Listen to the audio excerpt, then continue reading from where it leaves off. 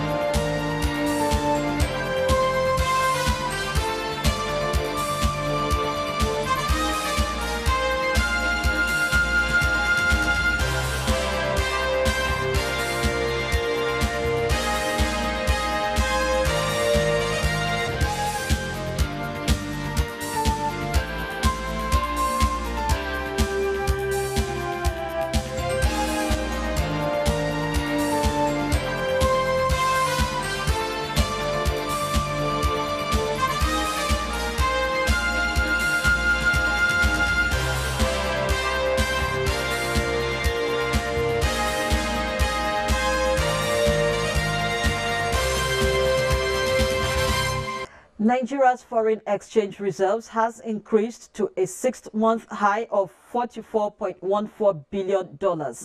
Data from the Central Bank of Nigeria shows that the external reserves gained over $1.8 billion since February 28, when it dropped to its 2019 low of $42.296 billion. The external reserves had risen to a high of $47.865 billion on May 10, 2018, but plunged to $41.523 billion on November 22nd from $44.305 billion on September 28. President Muhammadu Buhari has launched the Micro Pension Plan, MPP, for the informal sector of the economy. The plan is designed to capture informal sector workers such as traders, farmers, mechanics, drivers, tailors, and small businesses with less than 3 employees that were not fully captured in the mandatory contributory pension for this formal sector. At the launch, the president directed the Financial System Strategy 2020 to support the initiative within the framework of its activities, especially as it relates to financial inclusion. State House correspondent Adamu Sambo has that report.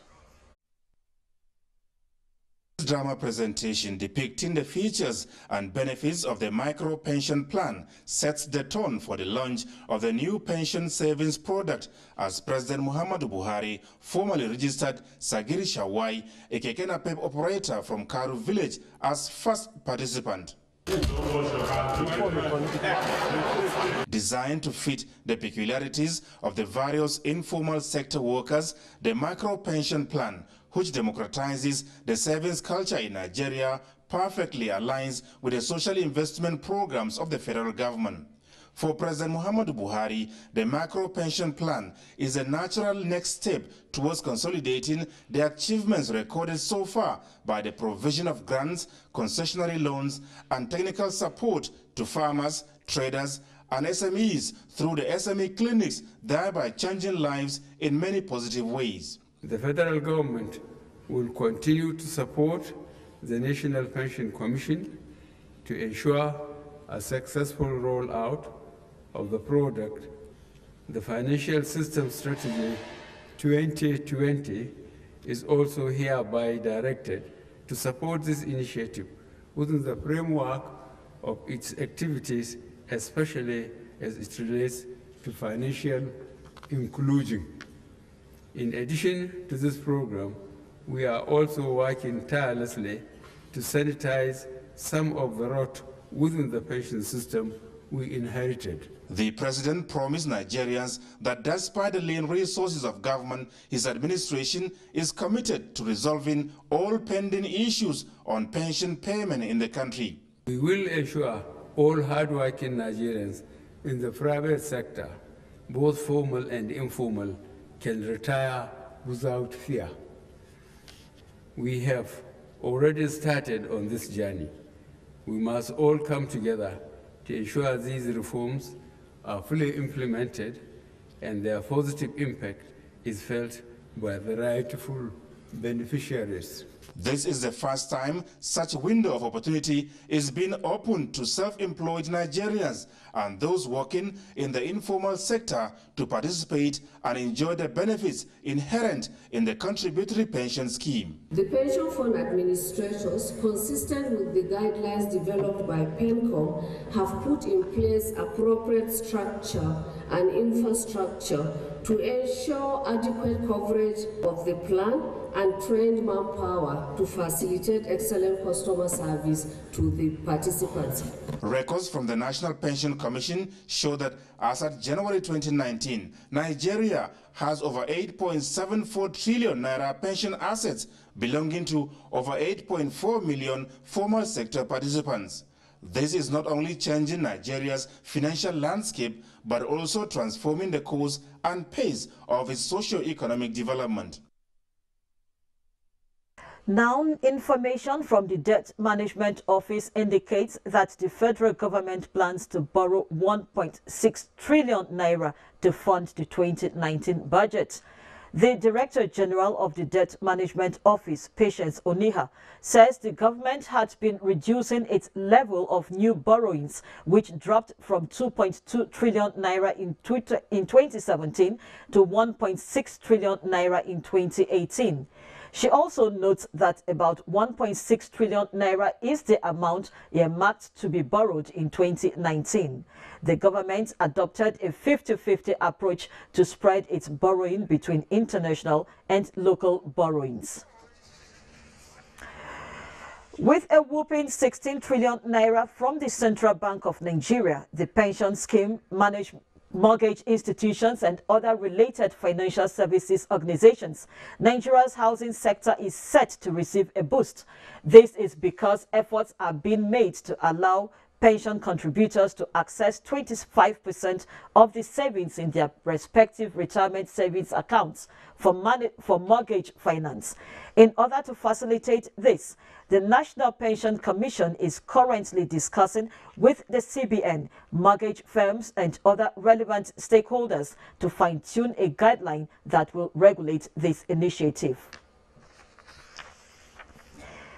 And the Lagos Chamber of Commerce and Industry, LCCI, has commended the Central Bank of Nigeria for reducing the monetary policy rate by 50 basis points from 14% to 13.5% at its latest meeting.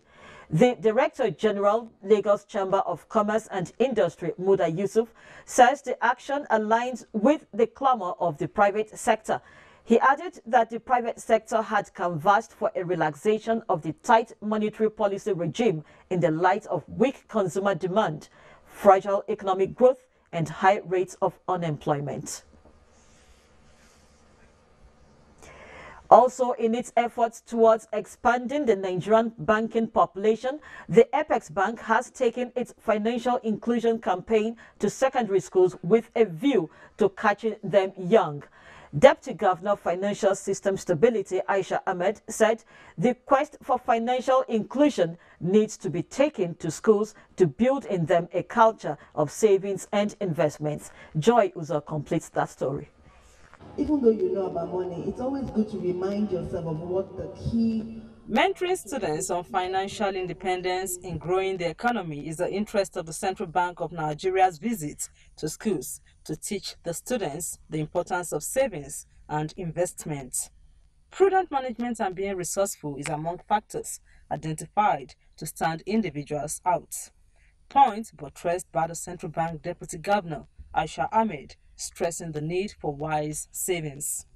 The event comes as part of activities to mark this year's Global Money Week and in line with the CBN's drive to ensure that financial inclusion campaign of the bank covers all segments of the society, and the beneficiaries are students of Government Secondary School, Wuse Zone 3, and Staff Secondary School, Asokoro. What we do at the Central Bank the governor always says, it's for us to create an economy that benefits all Nigerians. For you to be able to do that, they need to be financially literate. They need to have belief in themselves. They need to know the proper ways to earn money. We need to start to encourage people to bring out their own innate skill. In line with this year's theme, which is Learn, Save and Earn, the students no doubt have acquired valuable tips to help them become financially independent in future. I love beat making, so I go for beat making in order to have money to save in my account. But my priority right now is my study and how to get a good grade into university. After that is to use this knowledge that CBN is giving us to better learn how to save our money and better to learn how to earn it. The week-long activity, which ends on the 29th of this month, has impacted different segments of the society with valuable tips on adopting a wise savings culture, achieving one's goal through proper budgeting, investment, and integrity. And Muplang Dakok earlier interacted with the Advisor Agriculture Interventions Coordination Office of the Vice President, Dr. Andrew Kwasari, on the economic benefits of the federal government's livestock transformation plan, as well as what the federal government is doing to encourage farmers who want to key into this plan. The National Livestock Transformation Plan, what exactly is it about? The National Livestock Transformation Plan is a policy strategy crafted by the Buhari administration and developed over the last 11 months under the guidance of the Vice President, working with 2 ministers, Minister of Agriculture and Interior, and 10 governors, created the NEC Committee, the National Economic Council Committee on Farmer Header Crisis. This committee is further chaired by the Governor of Ebonyi State. So the committee went around the affected states and prioritized the most affected states, 7 of them, Adamawa, Benue, Kaduna, Taraba, Plateau, Nasarawa, and Zamfara. Now, having worked with the communities that have been affected by the farmer header crisis, the committee realized that it's basically a conflict around competition for resources of land, pasture, and water. This has further been complicated by our livestock and human population growth, which has been growing rapidly. In addition, there is the issue and impact of climate change, and this has also been further complicated by ethnic and religious challenges or bigotry and political undertones. So how is this plan going to help livestock development? So simply what it will do is that over 10 years we need a long-term policy strategy. So this plan has been crafted so that in the next 10 years we achieve 2 major milestones. A, transform the way livestock is being produced to a more efficient and value chain driven production system, and achieve peaceful coexistence in the communities where we have conflicts there between pastoralists and sedentary crop farmers. So these we will achieve by implementing a process that has 5 key supporting pillars around conflict resolution, human capital development, humanitarian relief or compensation, as you may call it, justice and peace. How can we restructure the justice system, the policing system, and to, above all, allow the communities to take lead. And this is what comes out clearly in the back and forth that we have had with all the communities that have been affected in this crisis. So Nigeria's livestock sector is what they say about 1 trillion naira. However, experts say that we can have more than that. That's correct. So how is this plan going to, do you really think the plan will be able to help us achieve that over 1 trillion naira? Yes. By and large, this plan, so if implemented as designed, we will achieve peace. And once we have achieved peace, we will also achieve a more effective and efficient way of producing livestock, particularly cattle. Oh. And what is the plan going to do? The plan has tracks. So it has a ranching track which is not known to Nigerians. So we have pastoralists moving around with cattle. The plan sets out to train them on how to ranch. So there will be a ranching pilot that teaches them to adopt over the 10-year period, while supporting immediately the non-ranching component that deals with just providing feeding and watering points around the routes going to the grazing reserves and out of it. And then there's the component, non-ranching component too, that tries to create a kind of more settled environment where you hear of the Ruga model, to create a support where production will be close to the base of where the owners of the cattle are within the gazetted grazing reserve. So if we just do this, in addition to with settlement comes breed improvement, getting cattle that gives us more beef or cows that give us more milk. But before then, you would have even seen more yield increase on our normal cattle today if we can just move them to provide efficient water and pasture.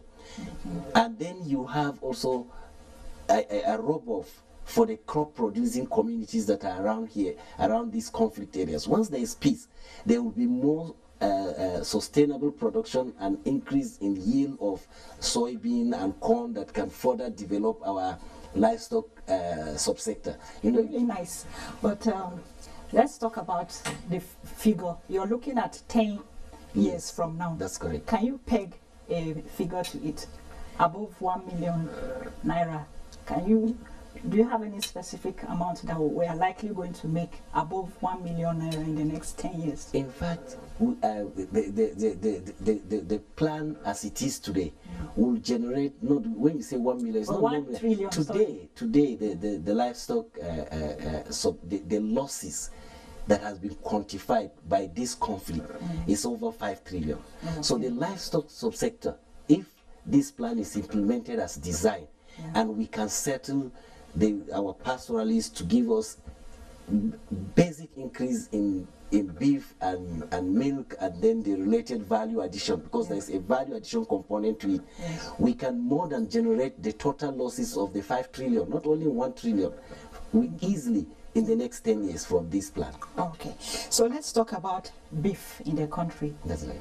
Yeah, Nigeria is one of the biggest producers of beef. However, the cost of beef in the country is high. Do you think that this plan is going to help bring down the cost of beef? Of course, okay. And then the value of beef also? Yes, okay. First of all, you talk about cost of beef and the quality of beef, if that's what you mean by value. Value, okay, quality. Quality of beef. So today, we eat about the worst kind of beef and we pay the highest price for it. Why? Because cost of production is very high. With this plan, if we can just easily get our cattle settled in a more sizable number that can help them increase the efficiency of adding up weight, which is taken away today the trek from one location to another, and it takes about 4 years to reach table slaughter weight. You can easily do that within 2 years to 2.5 years. So this would reduce the cost of production because you have now created efficiency, and with more effective way of producing whatever product comes price reduction. So we see that Nigerians will get a more affordable but better quality beef that you can grade by age, by fat content, and by everything. But we need a system of bringing these qualities and quality and standardization in place, and this has to do with how do we produce the beef that we eat today. So modernizing the production system brings naturally these desired benefits to the consumer. All right. If I were to have land, that's correct, for grass production, that's right, do you think I'll be able to key into this plan? Just very briefly. Very easily, you can key into this plan. You know why? Yeah. There's nothing that stops Nigeria from beating Kenya. In Kenya today, you can grow pasture or fodder from anywhere and sell to someone that has a dairy operation or beef operation. So the same thing, if today we can create that economy of scale by aggregating cattle in a specific location, that will lead to creating market for inputs. Grass or fodder being one of the key inputs that you need to grow more efficiently the cattle. So once the cattle are settled, that creates market, and you can grow your grass anywhere in Nigeria and supply easily. And I'm looking in the next 2 to 3 years where you can sell grass online, just as you can order anything from Jumia and Co. You can go in and order, I need 10 kg of hay, 10 kg of fodder, and it will be delivered. We just need to create the market.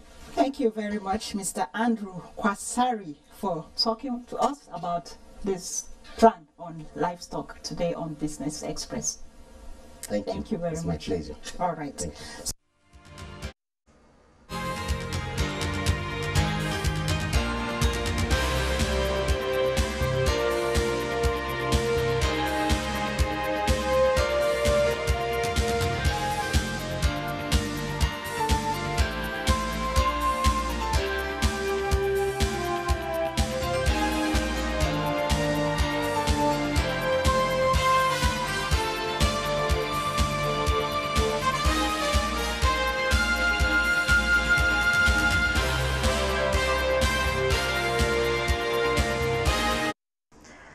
Now to tax reforms. Nigeria and other African countries must digitalize their economies, broaden their tax base, prevent further deterioration of physical and debt positions, and aim for double-digit growth to achieve the United Nations 2030 Sustainable Development Goals and the African Union Agenda 2063. These were the key highlights of the 2019 Economic Report on Africa, released at the end of the Conference of Ministers in Marrakesh, Morocco, by the United Nations Economic Commission for Africa, ECA.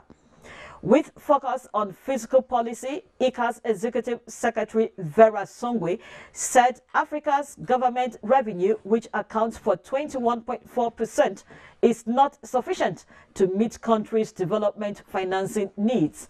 She identified several quick wins in Africa's pursuit of additional fiscal space to finance its accelerated development, to include support for women and youth-led small and medium enterprises. And this is Business Express. Remember, you can watch all our previous episodes on YouTube, and our Twitter handle is NTA News Now. Now to the commodity markets. Oil prices set for biggest first quarter gain since 2009 on U.S. sanctions.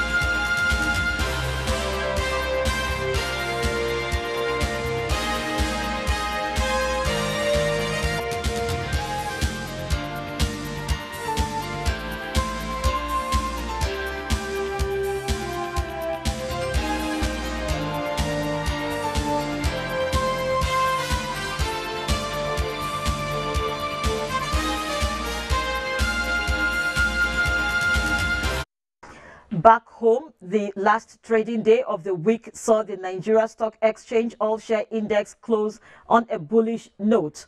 It appreciated by 0.67% to close at 31,041.42 basis points. Market capitalization closed at 11.6 trillion naira. A total of 266.8 million shares worth 3.1 billion naira exchanged hands in 3,455 deals. Fidelity Bank was the most sought trade. Ikeja Hotels led the gainers table, while Union Bank topped the losers chart. Still talking the markets, global shares rose on Friday as trade negotiations between the U.S. and China continue in Beijing. Let's join Bosede Ebel with an update. Stocks around the globe started early trading of 29th March on a bullish note. European shares were higher with investors hopeful of progress in US-China trade talks. Market players turned their focus to trade negotiations between Washington and Beijing after fears of a potential US recession put global equities under pressure earlier in the week. Most major Asian markets closed higher as hopes rise on reported progress in trade negotiation between Washington and Beijing this week. The Shanghai Composite rose 3.20% to close at 3,090.76. Nikkei in Japan topped 0.82% to close at 21,205.81, and the Hang Seng Index also appreciated 0.96 to close 29,051.36. U.S. stocks index futures were slightly higher amid renewed optimism on the progress of trade talks between Washington and Beijing. The Dow futures rose 65 points, which indicated a positive open of more than 72 points. Futures on the S&P and Nasdaq Composite Index were both seen marginally higher. In Africa, stocks were mixed. South Africa's JSA Africa Top 40, Namibia Overall Index topped gains, while Nairobi All-Share, Tunisia's Tunidex and Ghana's GSA Composite Index depreciated. So that wraps it. This is where we wrap up this edition of Business Express. Be informed that all previous episodes are available on YouTube and our Twitter handle remains NTA News Now. Remember to join us same time, same station next week, Monday. I am Vivian Itekbefo. Keep thinking and doing business.